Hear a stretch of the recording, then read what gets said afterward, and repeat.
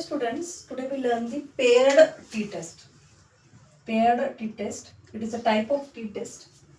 It is also called as dependent t-test. Two sample test is called as independent t-test and the paired t-test is called as dependent t-test. This this test compares the mean of same group at two different times. Means I am applying this test for a same class. Suppose I have provided a training to a specific class. So I will check their marks before training and the after training and check whether there is a significant difference between the marks. So we will take same example. Here we check the significant difference in student marks after the training. So these are the marks of the student, three students before the training, that is a 60, 70, 65, and after the training their marks are 65, 75, 72. As we know, there is a difference, means marks are improved. We know from this table. Again we check whether it will improve or not. So my hypothesis is H0, no significant improvement in student marks. Means marks are not improvement. After checking or testing, I will conclude that there is an improvement in the marks. So my alternate hypothesis is there is a significant improvement in the student marks. So as per our statement, as per our input, we decide what is the H0 and H1.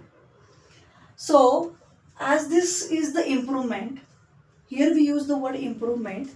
So it is comes under the one-tail test, that is a right one-tail test. It is a right one-tail test. So our alpha is 5%, means 0.05% here. It is a one-tail test. So it is a right one-tail test because the word is improvement occurred here. Formula for t statistic is t is equal to d bar. D bar is nothing but the mean difference of testing, means before training and the after training, and SD is a standard deviation, root n is the total number of samples. So this is the formula for t statistic or a calculated value. So first we calculate the d, that is the difference of each student. So first we calculate like this: d equal to d1 plus d2 plus d3. So first d1 is for first difference, that is a 65 minus 6. So it is a 5, plus second d2 is for 75 minus 70, it is a 5, and second this is 72 minus 65, so it is a 7. So total 5 plus 5, that is a 10, 10 plus 7 is a 16, sorry 17. So d is the difference, that is a 17. We calculate their mean, that is a mean difference, that is the average also. So same way, d bar equal to 17 divided by 3, because it is addition of 3d. So its value is 5.67. So we got a d bar. Now I want to calculate the standard deviation. Same formula for the standard deviation. Summation of I equal to 1 to n. Here di minus a d bar square divided by n minus 1. Total number of sample minus 1. So it is only one class. So need to write class A, class B. So di is given. Di is like this. 5, 5, 7. So di minus d bar. D bar is 5.67. So 5 minus 5.67, it is a minus 0.67. Again 5 minus 5.67, it is a minus 0.67. Then 7 minus 5.67, so it is a 1.33. So we make a square of this, that is a di minus d bar square. So 0.67 square is 0.45. 0.67 square is 0.45 again, and the 1.33 square is 1.77. We require these values for this formula. So we will put these values as a 0.45 plus 0.45 plus 1.77 divided by n minus 1. Total samples are 3. Here total samples are 3.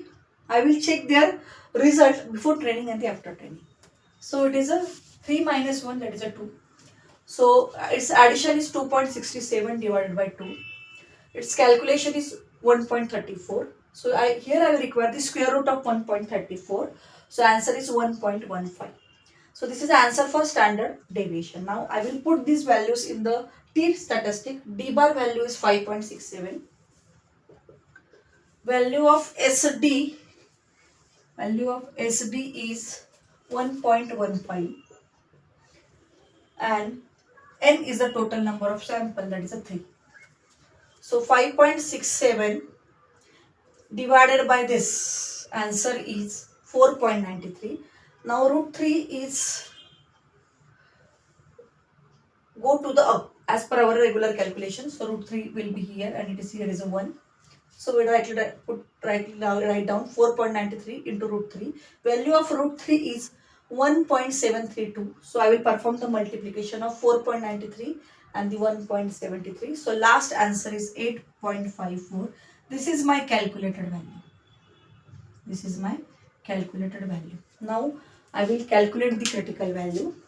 Already it is a 1 tail test, so alpha is 0.05, that is a 5%. Formula for degree of freedom is n minus 1. Total number of samples are 3, so 3 minus 1 is 2. So my critical value I will represent like this: t 0.05 comma 2. So its answer is 2.920. So I will compare my calculated value with the critical value. So here is my calculated value 8.54. I compare this value to the 2.920. So this value is greater than the critical value. Calculated value or a t statistic is greater than the critical value. So I reject as a 0. I reject the null hypothesis, means I will accept the H1. That is the alternate hypothesis. I will accept the alternate hypothesis means, so my alternate hypothesis said that there is a significant improvement in the marks after the training. As we see this from this diagram or this table or from input, there is a significant improvement each marks after the training. So this test, this is a paired test. We perform this test on a same group but at different times, means before training, after training. We have a sample are same but we perform for 2 different times. So this is called as a paired t-test. So this is all about the paired t-test. So this is all about the paired t-test. It is also called as the dependent t-test. Thank you.